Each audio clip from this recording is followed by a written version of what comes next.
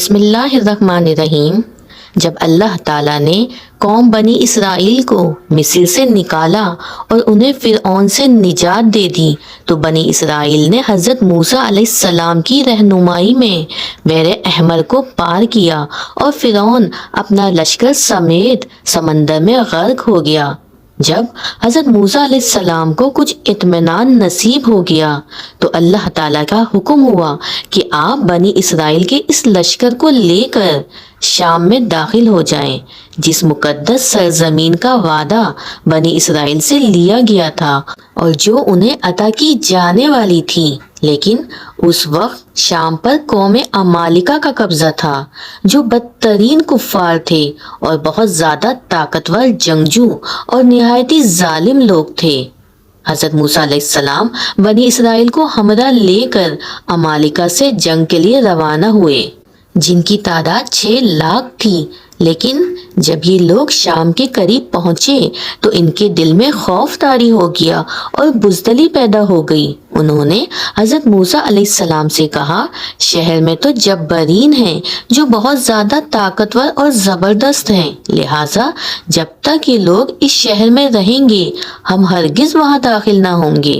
یہاں تک کہ بنی اسرائیل نے حضرت موسیٰ علیہ السلام سے یہ کہہ دیا کہ اے موسیٰ، آپ اور آپ کا خدا جا کر اس قوم سے جنگ کریں، ہم تو یہیں بیٹھے رہیں گے۔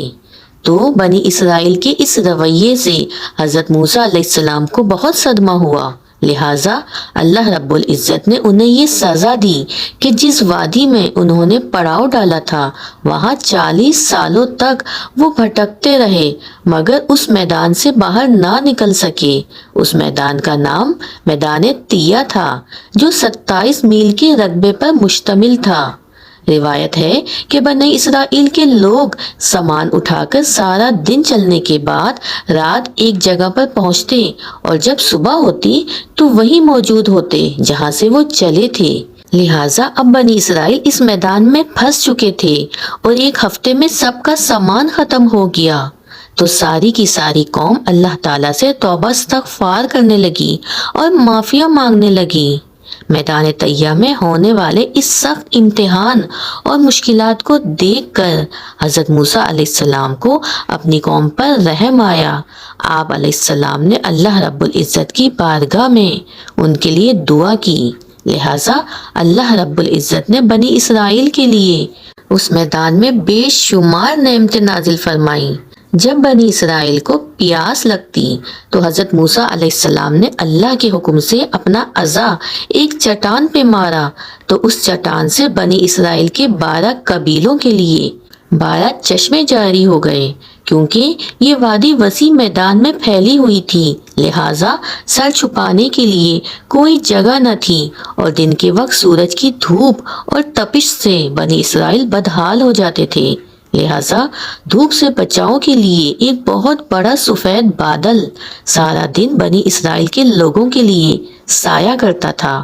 اس کے علاوہ رات میں میدان کے بیچوں بیچ ایک چمکدار ستون اترتا تھا جس کی روشنی میں وہ لوگ کام کاج کرتے تھے۔ اس کے علاوہ بھی اللہ رب العزت نے ان پر بے شمار نعمتیں عنایت فرمائی تھیں۔ انہی نعمتوں میں سے ایک نعمت من و سلویٰ تھا۔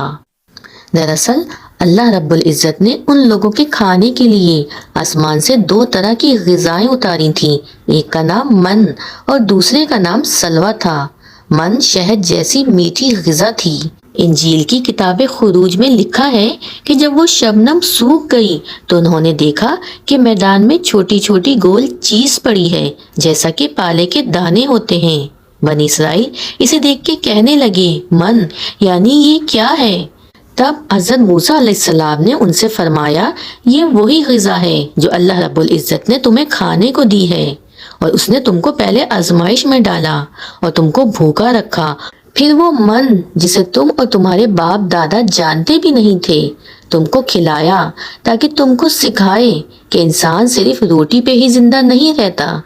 من دراصل ایک شبنمی گول تھا جس کا ذائقہ شہد جیسا تھا۔ یہ گول وہاں کے پیڑ پودوں کے پتوں پہ جمع ہو جاتا تھا اور بنی اسرائیل روز اسے صبح سویرے جمع کر لیتے تھے۔ اور یہ من ہر شخص کے لیے تقریباً 4 کلو اترتی تھی۔ جو شخص اس وقت سویا رہتا تھا وہ اس دن کی خوراک سے محروم رہتا تھا۔ اور سلوا ایک قسم کا پرندہ تھا جسے بٹیر کہتے ہیں۔ جب شام کے وقت جنوب کی طرف سے ہوائیں چلتی تو ان پرندوں کے ہجوم بنی اسرائیل کے خیموں کے گرد آ کے بیٹھ جاتے، لہٰذا وہ لوگ انہیں بآسانی پکڑ لیتے اور بھون کر کھایا کرتے۔ من و سلوا ایسا کھانا تھا جو انتہائی آسانی سے ہضم ہو جاتا تھا، رنگ و خوشبو اور ذائقے میں بے مثال تھا۔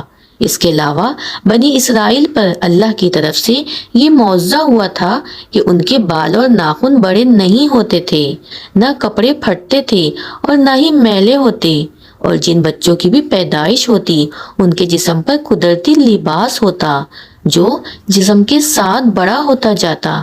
اس طرح اس وادی طیہ میں بنی اسرائیل من و سلوا اور ان چشموں کے سہارے ایک بہترین زندگی گزار رہے تھے۔ حضرت موسیٰ علیہ السلام کا یہ حکم تھا کہ روزانہ تم لوگ من و سلوا کو کھا لیا کرو اور کل کے لیے اس کا ہرگز ذخیرہ نہ کرنا، مگر بعض لوگوں کو یہ ڈر لگنے لگا اگر کسی دن یہ من و سلوا نہ اترا تو ہم لوگ اس چٹیل میدان میں بھوکے مر جائیں گے۔ چنانچہ ان لوگوں نے من و سلوا میں سے کچھ حصہ بچا کے کل کے لیے رکھنا شروع کر دیا۔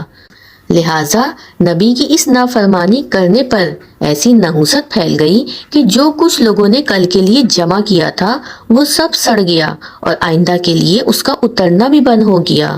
احادیث مبارکہ میں رسول صلی اللہ علیہ وآلہ وسلم نے ارشاد فرمایا کہ بنی اسرائیل نہ ہوتے تو نہ کھانا کبھی خراب ہوتا اور نہ گوشت سڑتا۔ کھانے کا خراب ہونا اور گوشت کا سڑنا اسی تاریخ سے شروع ہوا، اور نہ اس سے پہلے کھانا بگڑتا تھا اور نہ گوشت سڑتا تھا۔ دنیا کے مختلف مذاہبوں میں آسمان سے اترنے والی غذاؤں کا ذکر ملتا ہے۔ بدھ مت کی روایتوں کے مطابق جب دنیا کا ایک چکر ختم ہو جاتا ہے تو آسمان سے غذا برسنے لگتی ہے۔ اسی طرح ہندو مذاہب کی کتابوں میں بھی بادلوں سے شہد برسنے کا ذکر ملتا ہے، اور قدیم یونانیوں کے ہاں بھی ایک ایسی آسمانی غذا کا ذکر ملتا ہے جس کا ذائقہ شہد جیسا تھا۔ یہی شہد جب دریاؤں پہ برستا تو اس کا رنگ دودھ کی طرح سفید ہو جاتا۔ اللہ تعالیٰ نے بنی اسرائیل کی نجات کے لیے سمندر کو چیر کر راستہ پیدا کر دیا، وادی طیہ میں ان کے لیے بادل کا سایہ بھیجا، اور ان لوگوں کے پینے کے لیے چٹیل میدان اور بنجر زمین میں 12 چشمے جاری کر دیے، اور کھانے کے لیے آسمان سے من و سلوا نازل کیا۔ لیکن ان تمام نعمتوں اور راحتوں کے ملنے کے باوجود بنی اسرائیل کے سرکش لوگوں نے اللہ رب العزت پہ توکل نہ کیا۔ ان لوگوں نے اللہ رب العزت کے معجزات کو اپنی آنکھوں سے دیکھا تھا، لیکن اس کے باوجود انہوں نے کھانے کو اگلے دن کے لیے جمع کرنا شروع کر دیا۔ بالکل اسی طرح جب ہم کسی مصیبت و پریشانی میں پھنستے ہیں تو ہم یہ یاد نہیں رکھ پاتے کہ اللہ رب العزت نے ہمیں کتنی نعمتیں عطا کی تھیں جب ہم بہت بڑی مشکلات میں پھنسے ہوئے تھے۔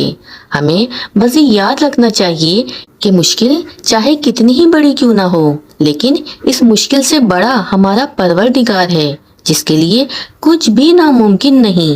اسی طرح رزق کی خاطر ہمیں آنے والے دنوں کی فکر کرنے کی ضرورت نہیں، کیونکہ اللہ رب العزت پہ بھروسہ رکھنے والوں کو وہ غیب سے رزق عطا کرتا ہے۔